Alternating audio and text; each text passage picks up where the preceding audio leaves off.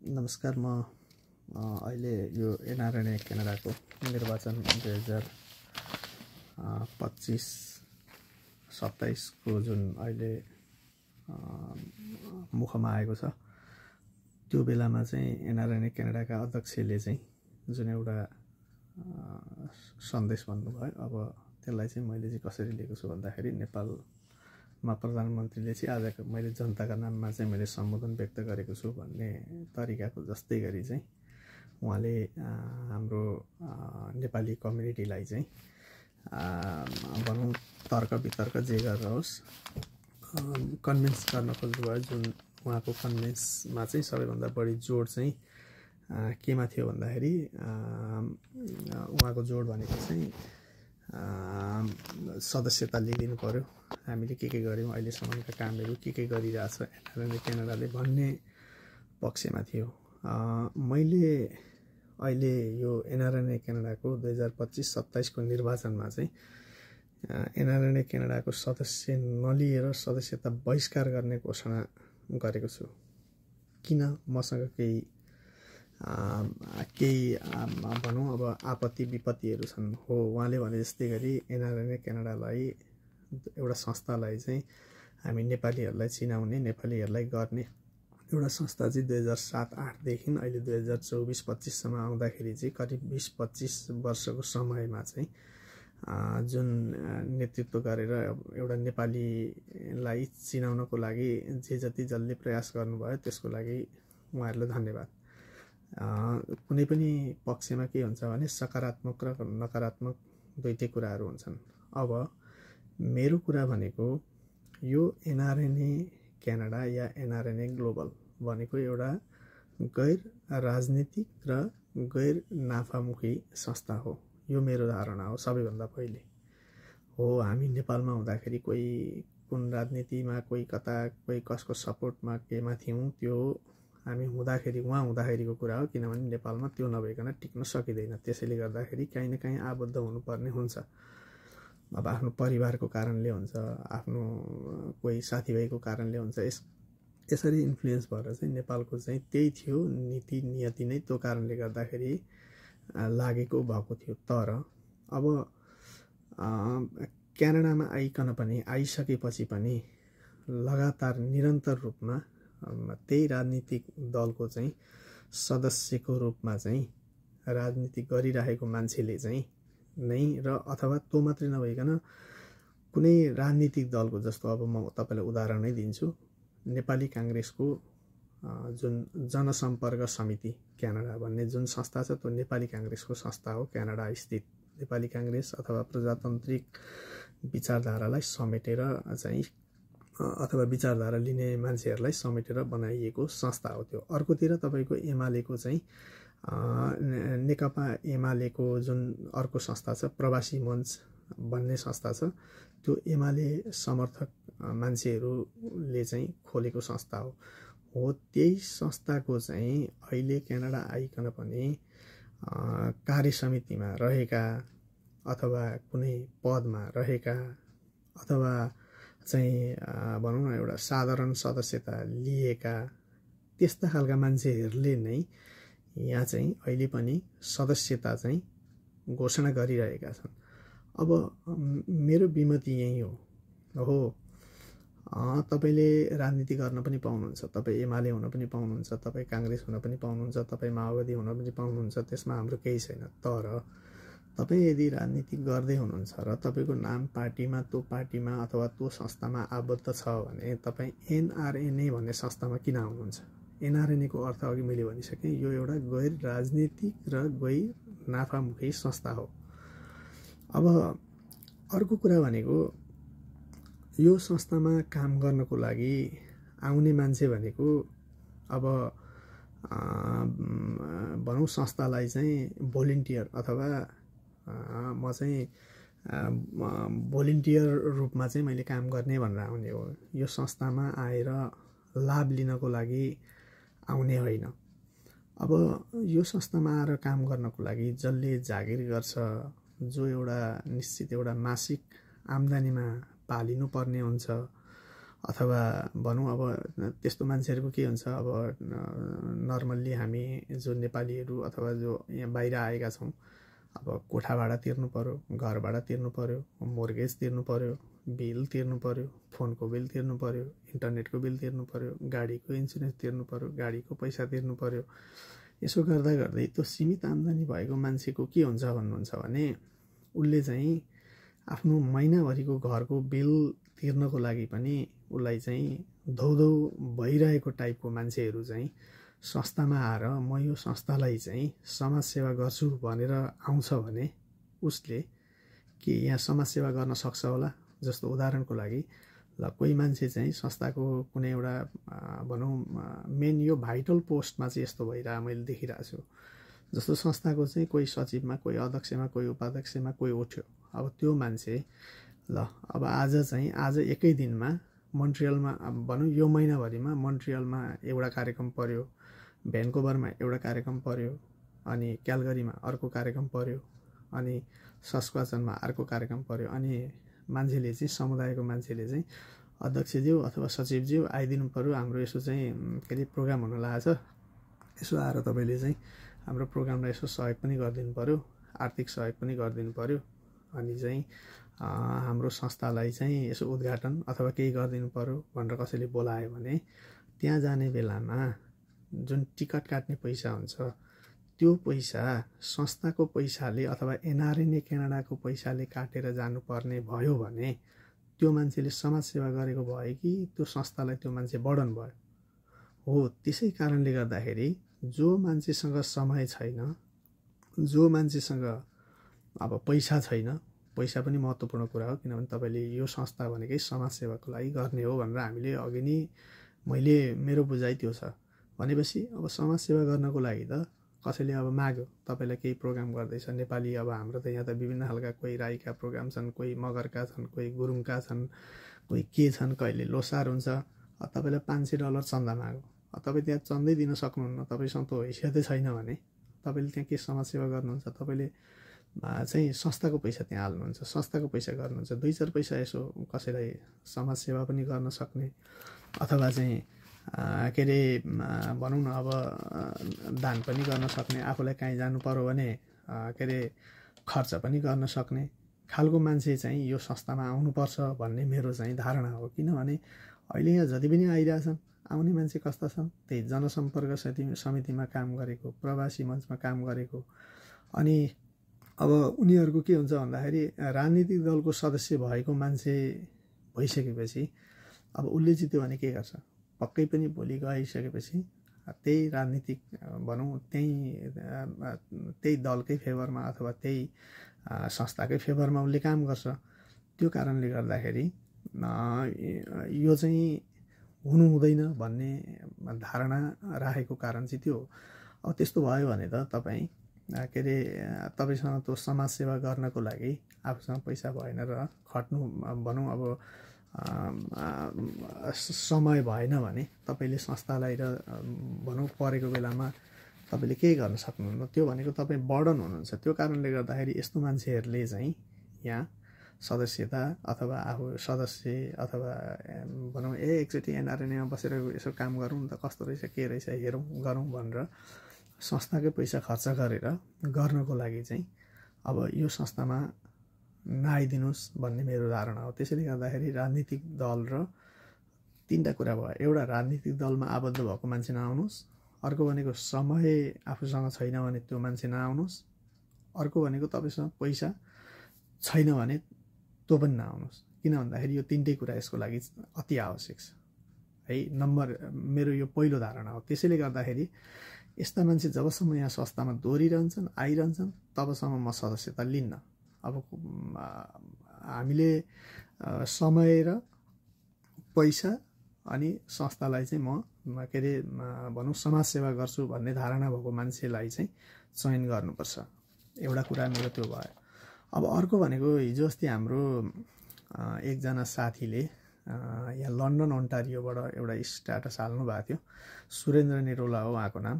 अब उहाँको पनि एउटा प्रश्न थियो, पटक पटक एनआरएनए क्यानाडामा बसेर एनआरएनएमा बसेर तल्लो पोस्टमा बसेको मान्छे जहिले पनि माथि जानको लागि इच्छुक हुन्छ, माथि जान खोज्छ।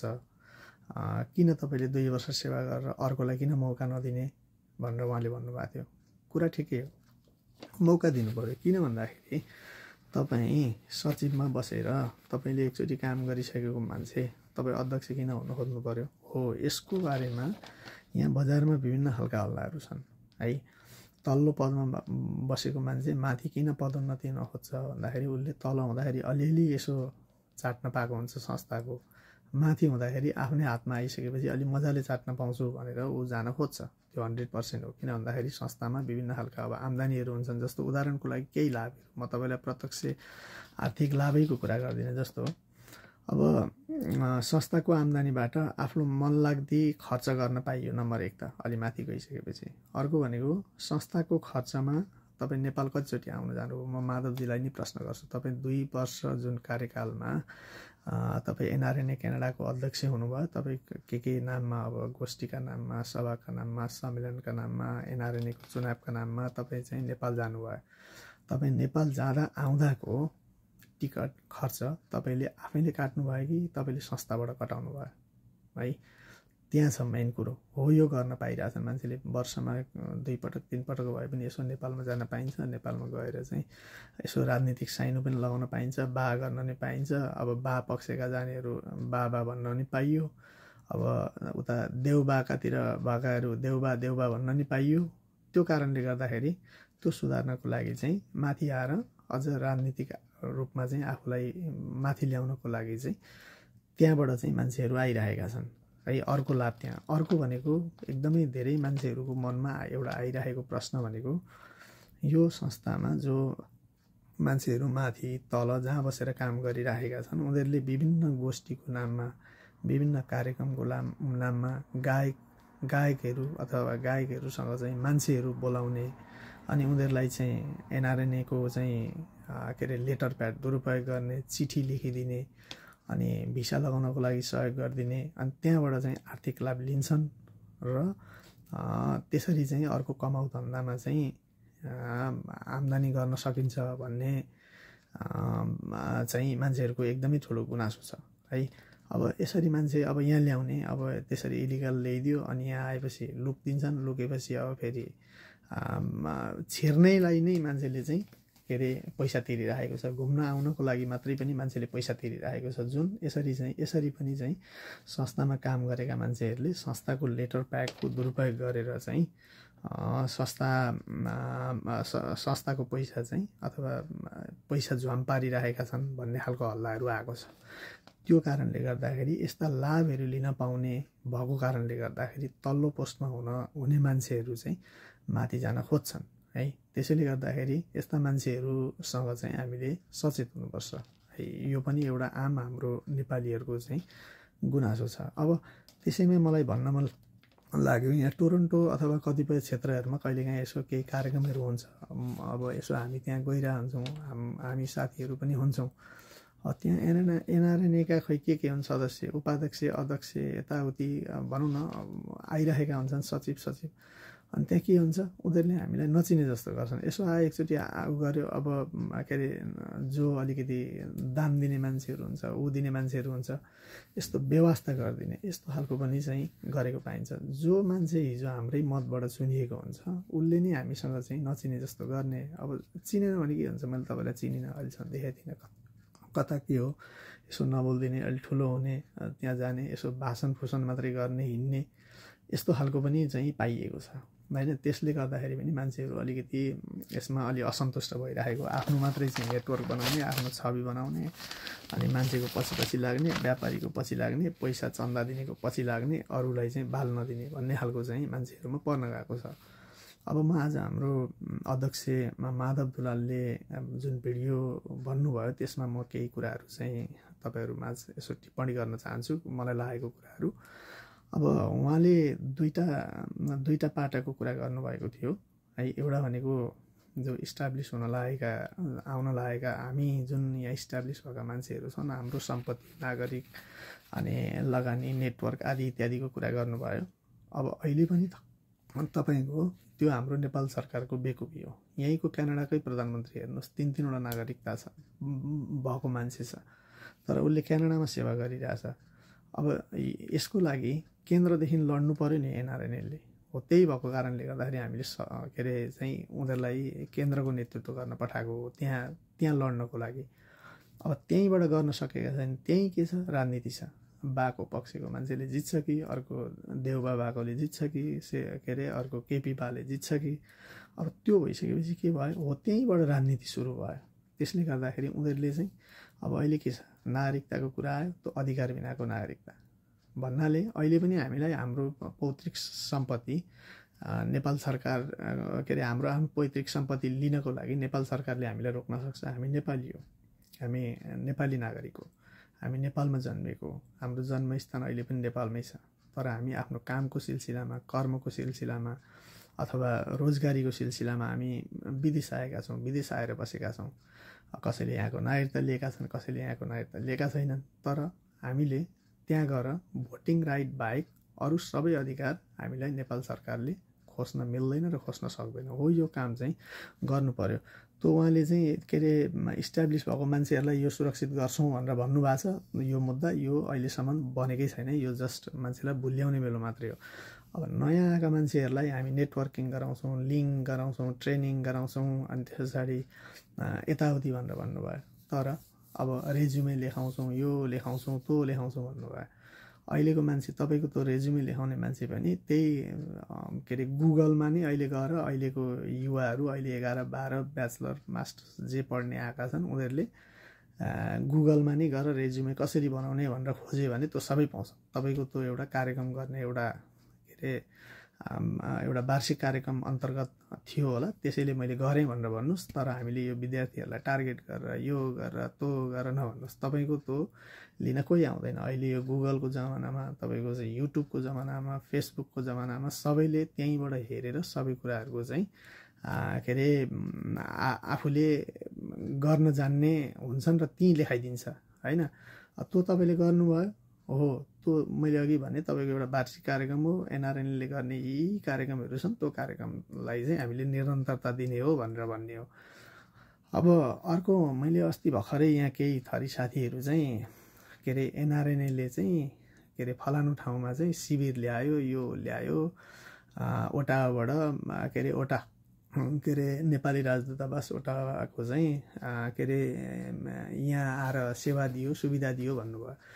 त्यो त हाम्रो राजदूतावास बेकुब भएको कारणले गर्दाखेरि हो। खास भन्दाखेरि त्यो एनआरएनएलले गर्ने कार्यक्रम नै होइन, राजदूतावासले गरेको कार्यक्रममा एनआरएनएलले समन्वय मात्रै गरिदिने हो, स्थान खोजिदिने हो, मान्छेहरूलाई जानकारी दिने हो। त्यो कार्यक्रम आयोजक भनेको नेपाली दूतावास ओटावा हुनुपर्ने हो। थाहा छैन त्यो कसरी गर्नुभयो। केही साथीहरूले फोटोसोटो खिचेर फेसबुकमा मैले हालेको देखेको थिएँ। ती भनेका तपाईँहरूका देखाउने मेलो हुन्, यसो राजनीति गर्ने मेलो मात्रै हो, अरू केही होइन। अब अर्को भनेको के अरे 18 वर्षमा चाहिँ एनआरएनएलले के प्रगति गर्यो यताउति भनेर भन्नुभयो। हो यो संस्थालाई अघि मैले सुरुमा पनि भनेको थिएँ, यसरी डोर्याएर ल्याउने अथवा एनआरएनए भन्ने हाम्रो नेपालीहरूको चाहिँ एउटा संस्था हो। नेपालीहरू पनि यहाँ छन् है, क्यानेडियन नेपालीहरू पनि क्यानाडामा बसेका छन्, काम गरेका छन् भनेर हामीले जुन भनौँ एउटा ग्रुप अथवा भनौँ एउटा ग्रुप बार्गेनिङ हामीले गर्नको लागि यो संस्थालाई देखाएर हामीले गर्न पाउँछौँ। र अहिले जसले यो 18 वर्षसम्म खेपेर ल्याइदिनु भयो, त्यो उहाँले त्यसलाई निरन्तरता दिनुभयो, त्यसको लागि धन्यवाद छ। तर अघि मैले भनिसकेँ हो, यहाँ आउनको लागि आउने मान्छेमा समय, पैसा र यहाँ आउनको लागि समाजसेवा, तीनटा कुरा हो। समय, पैसा र समाजसेवा गर्न सक्ने मान्छे आउनु पर्यो। जागिर खाने अनि 8 घन्टा काम गर्ने, एक दिन छोड्न नमिल्ने अनि के अरे यस्तो खालको मान्छे यहाँ आएर यो संस्थाको प्रगति भन्दा पनि संस्थाको दुर्गति हुन्छ भन्ने कारणले गर्दाखेरि, यस्ता मान्छेहरू बढी आएको कारणले गर्दाखेरि मैले यो चुनावलाई बहिष्कारको चाहिँ भनौँ एउटा गरेको थिएँ। अब उहाँले अर्को केन्द्रको विवादको कुरा हामीले चाहिँ एनआरएनएलले यहाँ समाधान गर्न सक्दैन यताउति भन्ने कुरा गर्नुभयो। अब हो, तपाईँले समाधान गर्न सक्नु तपाईँको हातमै छैन। त्यही केन्द्रबाट राजनीति भएको छ र तपाईँ पनि चाहिँ एउटा धारबाट जित्नु भयो गएको चुनावमा। योभन्दा अगाडिका सभापतिहरू पनि त्यही नै हुन्, एउटा धारबाट जित्या हुन् सबैले होइन। अब अहिले म यसको उसको भनेर कसैको नाम लिन्न। अब 10,000 पुर्याउँछु भन्नुभयो, त्यसको लागि तपाईँलाई अब शुभकामना छ होइन। अब अर्को भनेको जस्तो यो संस्थालाई चाहिँ पुराना मान्छेहरूले एउटा भेहिकल्सको रूपमा ल्याउनु भयो, अनि के अरे अब यसलाई चाहिँ के अरे चलाउनु भयो। अब हामीले दौडाउनु पर्छ, गभर्मेन्टबाट चाहिँ फन्ड ल्यायो, प्रोभिन्सबाट यस्तो ल्यायो उस्तो ल्यायो भनेर भन्नुभयो। तर तपाईँले त्यो ल्याएको फन्डको उसको भनौँ पैसा चाहिँ तपाईँलाई के अरे मतदान दिने मतदाताहरूलाई चाहिँ हामीले यसरी केन्द्रीय सरकारबाट यो फन्ड पाछौँ अथवा चाहिँ प्रोभिन्स सरकारबाट यो फन्ड पाछौँ। अब हाम्रो कहाँको नेपाली समाजलाई चाहिँ कसरी खर्च गरौँ भने चाहिँ धेरै लाभान्वित हुन्छ। जस्तो उदाहरणको लागि ल यहाँ हाम्रो के अरे स्कार्बोमा नेपाली समाज ठुलो छ, मन्दिर चलिरहेछ, मन्दिर बनिरहेछ। अब यसपालिको फन्ड चाहिँ हामीले ल मन्दिरको लागि गर्ने है, अथवा हामी के अरे ल डेलिगेसन जाने है प्राइम मिनिस्टरकोमा फ्रीली जाने, अब कति दिन के अरे गएर कुरा गर्ने, ल हामीलाई यस्तो चाहियो उस्तो चाहियो भनेर आएको जुन फन्ड प्रोभिन्स अथवा के अरे फेडरल र प्रोभिन्सबाट आएको जुन फन्ड छ, यसरी के गरौँ भनेर तपाईँले चाहिँ सदस्यता लिएका मान्छेलाई सोध्नुभयो। अहिले तपाईँलाई चाहिँ के अरे चुनावको बेलामा चाहिँ अनि सदस्यता बनाउने बेलामा चाहिँ ल सदस्यता बनिदिनु पर्यो भनेर के अरे कराएर रोइ कराई मात्रै गरेर हुन्छ, यो अर्को कुरा हो। त्यस्तै गरी सदस्यता लिएर चाहिँ सक्षम नेतृत्वको के अरे चयन गर्नु पर्यो भन्नुभयो। यहाँ पनि पार्टीको झोला नबोकेको मान्छेले जित्न सक्छ। तपाईँलाई मैले प्रश्न गरेँ, सक्षम नेतृत्वको कुरा गर्नुहुन्छ, उठेका सबै एउटा पार्टीमा लागेका र झोला बोकेका मान्छेहरू छन् केही अपवाद बाहेक भने त्यसलाई चाहिँ तपाईँले चुनावमा अब के अरे कुनै ग्रुपमा यताउति समर्थन नगरेको मान्छेलाई जित्न दिन्छ? जित्नै पाउँदैन, किनभने तपाईँहरूले त्यसै गरी गर्नुभएको छ। अब त्यसमा चाहिँ के अरे उठ्ने बित्तिकै चुनावमा जनसम्पर्क समितिको समर्थक नभएको भए जित्न नसक्ने, त्यताका मान्छेहरूले यताकालाई सपोर्ट नगर्ने, अर्को यता के अरे प्रवासी मञ्चको लाई चाहिँ अर्कोले सपोर्ट नगर्ने, अर्कोले हो, त्यहीँबाट राजनीति भइरहेछ। त्यो कारणले गर्दाखेरि यो सक्षम नेतृत्व आउन सक्दैन यो हिसाबले गर्दाखेरि। अर्को भनेको पैसा र समय भएका मान्छेलाई आउन दिनु पर्यो। अघि मैले भनिसकेँ यो कुरामा होइन, संस्थाको आम्दानी अब बढाउनुको सट्टामा चाहिँ त्यस्तो पैसा र समय नभएको मान्छे आयो भने आम्दानी घटाइदिन्छ। र जस्तो अब वर्षमा उदाहरणको लागि 2 लाख रुपियाँ चाहिँ संस्थाले आम्दानी गर्यो भने अब के गर्छ, त्यस्तो खालको मान्छेहरू आइसकेपछि संस्थाको चाहिँ गोष्ठीको नाममा, कार्यक्रमको नाममा अथवा चाहिँ भ्रमणको नाममा, भत्ताको नाममा चाहिँ 2 लाख रुपियाँ आम्दानी भएको छ भने 1,90,000 झम्पाट दिन्छ, सकिदिन्छ। अनि विभिन्न कार्यक्रमहरू देखाइदिन्छ, 10,000 मात्रै संस्थालाई नाफा देखाइदिन्छ भनेपछि आम्दानी त धेरै भएको थियो नि। अब यस्ता कुराहरू चाहिँ एनआरएनएको चाहिँ अहिले अध्यक्षले जुन भन्नुभयो, यो कारणले गर्दाखेरि एनआरएनएमा चाहिँ मैले चाहिँ यसपालिको चुनावमा म आउन सक्छु, तर म भाग लिन्न। म चुनावमा तपाईँको फुर्सद भयो, समय भयो भने तपाईँले जुन कार्यक्रम 25 गते कि कति कुरा गर्नुभएको छ, म यसो हेर्न भेट्न आउन सक्छु। तर म के अरे अहिले यो पटक तपाईँको चाहिँ के अरे लिने पक्षमा छैन, सदस्यता लिने पक्षमा छैन है। अब अर्को भनेको तपाईँको चाहिँ अफिस स्टाफ राख्छु, यो गर्छु त्यो गर्छु भनेर एउटा दुईटा हावादारी गफ पनि दिन भ्याउनु भयो होइन। तर त्यो अहिले कुनै हालतमा त्यो सम्भव छैन। अफिस राख्न, स्टाफ राख्न कति आम्दानी हुनुपर्छ, वार्षिक आम्दानी कति हुनुपर्छ, कति त्यो कुरामा नजाउँ अहिले। ती भनेका सबै मान्छेलाई मोटिभेसन गर्नको लागि नेपालका नेताहरूले दिएको जस्तो त्यो भाषण मात्रै हो। अर्को भनेको अब $15 डोनेसनको कुरा गर्नुभयो, हो डोनेसन दिन सबै मान्छेहरू तयार छन्, तर तपाईँले एनआरएनएलाई सबै माझमा अपनत्व यो मेरो एनआरएनए है, यसले गरेको छ, यो गरेछ, त्यो गरेछ भनेर सबैको तपाईँले चाहिँ मनमा जान सक्नुभयो भने पो तपाईँको चाहिँ के अरे सदस्यता लिन्छ नि त। तपाईँले लिइदिनु पर्यो, आफ्नै पैसाबाट बनिदिनु पर्यो, अरूबाट बनिदिनु भएन भनेर चाहिँ कुरा गरेर मात्रै हुन्छ। अर्को नेगेटिभ पोजिटिभको कुरा गर्दै हुन्थ्यो, अब समाजले केही नदिएको मान्छेले मात्रै यस्तो गर्छ उस्तो गर्छ भनेर भन्नुभयो। हो, मैले नेगेटिभ पोजिटिभ दुईटै कुरा गरिरहेको छु। तपाईँहरूले संस्था चलाइदिनु भयो, गर्नुभयो, यसलाई एउटा निरन्तरता दिनुभयो, तपाईँका वार्षिक कार्यक्रमहरू जे छन् त्यो सम्पन्न गर्नुभयो, वार्षिक रूपमा एनआरएनले जे गर्ने कुराहरू थियो त्यो गर्नुभयो, त्यसलाई निरन्तरता दिनुभयो, त्यो नै ठुलो कुरा हो। तर समाजमा केही नगरेका मान्छेले क्रिटिसाइज गर्छन् भन्ने कुरा गर्नुभयो। हामीले पनि के अरे विभिन्न समयमा विभिन्न ठाउँको चाहिँ समाजलाई चाहिँ विभिन्न खालका योगदानहरू गर्दै आएका छौँ। त्यो कारणले गर्दाखेरि त्यो भनेको मान्छेलाई नेगेटिभ बनाउने कुरा मात्रै हो तपाईँको। त्यसले गर्दाखेरि समाजले के अरे समाजलाई केही नदिएको मान्छेले मात्रै गर्छ, यस्तो कुरा गर्नुभयो। त्यसैले गर्दाखेरि अब यी सबै कुराहरू चाहिँ के अरे भनौँ न, अब तपाईँले चाहिँ यी हावादारी कुराहरू मात्रै हुन्, नेगेटिभ पोजिटिभ यी भनेका मन्थन गन्थनका कुराहरू हुन्, यसलाई सुधारका कुराहरू हुन्। तपाईँ नेतृत्वमा आउँदैमा मात्रै सुधार हुँदैन। जो नेतृत्वमा भएको छ त्यसले सुधार्न सक्नु पर्यो, त्यो बाटोमा समाजलाई लान सक्नु पर्यो, संस्थालाई लान सक्नु पर्यो। यदि त्यो बाटोमा संस्थालाई समाजलाई लान सक्दैन भने त्यो किन नेतृत्वमा आउने? यी विविध कारणले गर्दाखेरि चाहिँ अहिले यो पटक सदस्यता लिने नलिने भन्ने कुरामा अन्यल भएर म बसेको छु। सम्भवतः म लिन्न नै होला, होइन? अब हेरौँ अब कस्ता खालका मान्छेहरूले चाहिँ उम्मेदवारी घोषणा गर्दै जान्छन् अनि त्यसमा पनि चाहिँ भर पर्न सक्छ, होइन? अब के अरे अन्तिममा मैले के भन्नु भने, एनआरएनले यस्तो गरेको छ, नेपालबाट आएका मान्छेहरूलाई उद्धार गरेको छ, विद्यार्थीलाई घर पठाएछ, यो पठाएछ, त्यो पठाएछ भनेर भन्नुभयो। तपाईँले जतिचोटि पनि मैले उद्धार गरेका, घर पठाएका, मरेका, गरेका कुराहरूमा मैले जतिचोटि पनि चाहिँ गो फन्डबाट पैसा उठाएर मात्रै तपाईँले गर्नुभएको छ। हो, यो कारणले गर्दाखेरि पैसा र अब भनौँ न अब समय भएको मान्छे यहाँ हुनुपर्छ भन्नुको मतलब, संस्थाको अघि मैले 2 लाख वर्षमा भएको आम्दानीको कुरा गरेको थिएँ। त्यो भएको आम्दानी सबै बचत गर्न सक्यो भने, यसरी मरेको बेलामा, कसैलाई परेको बेलामा, कोही साइको भएको बेलामा त्यस्ता मान्छेहरूलाई फिर्ता गरिदिनु पर्यो, गर्नु पर्यो भने गोफन्ड दिनु पर्यो भन्दै हामीले भनिरहनु पर्दैन नि। संस्थाबाटै तपाईँले त्यो पैसालाई त्यो ठाउँमा लगानी गर्न सक्नुहुन्छ नि। तर यहाँ संस्थाको पैसा जोगाउने गर्ने भन्दा पनि खाने, घुम्ने, रमाइलो गर्ने, अनि गोष्ठी गर्ने, सेमिनार गर्ने, मान्छे बोलाउने, यो गर्ने त्यो गर्ने कुरामा बढी गएको छ।